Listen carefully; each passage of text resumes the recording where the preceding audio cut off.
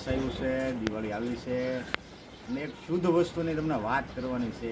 એ વાત તમે એન્ડમાં જોજો. તમને આ શુદ્ધ વસ્તુ શું છે એની હું તમને માહિતી આપી. આપણે બધા એનો ઉપયોગ કરીએ છીએ, વાપરીએ છીએ, છતાં આપણને ખબર નથી કે આ શુદ્ધ વસ્તુ એક જ છે. બાકી હાલમાં તમે જુઓ તો મીઠાઈ લેવા જાઓ તો એમાં ભેળસેળ છે. અને ગમે એ વસ્તુ આપણે માર્કેટમાં લેવા જઈએ ને બધી વસ્તુમાં ભેળસેળ કરીને જ આપે છે. અત્યારે શુદ્ધ કોઈ વસ્તુ મળતી નથી, પણ એક વસ્તુ શુદ્ધ જ છે, એમાં કાંઈ ભેળસેળ થતી નથી. એ વસ્તુ વગર માણસ રહી નથી. એ તમને કહું એ વસ્તુ શું છે તમને ખબર તો નહીં હોય.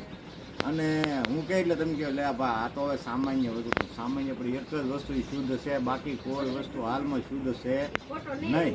તો એ શુદ્ધ વસ્તુ શું છે એ તમારે જાણવું હોય ને તો વિડીયો એન્ડ સુધી જોજો. તમને ખ્યાલ આવે કે શુદ્ધ વસ્તુ કોને કહેવાય.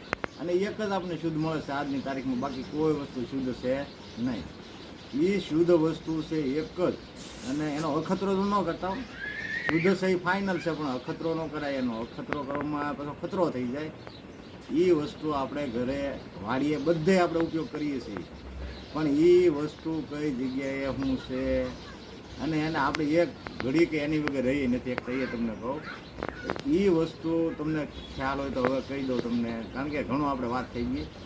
એક જ વસ્તુ શુદ્ધ, અને બધાને શુદ્ધ જ મળે, એમાં કાંઈ કોઈ ભેળસેળ કરતું નથી. એ વસ્તુ છે આપણે જે લાઇટ છે ને, લાઇટ આપણે જ્યારે લાઇટ આવે ને એ લાઇટ શુદ્ધ છે, એમાં કાંઈ ભેળસેળ કરી શકતા જ નથી.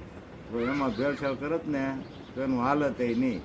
નવા વર્ષના બધા મિત્રોને રામ રામ, સીતારામ. બધાએ મોજ આનંદ કરો. સીતારામ.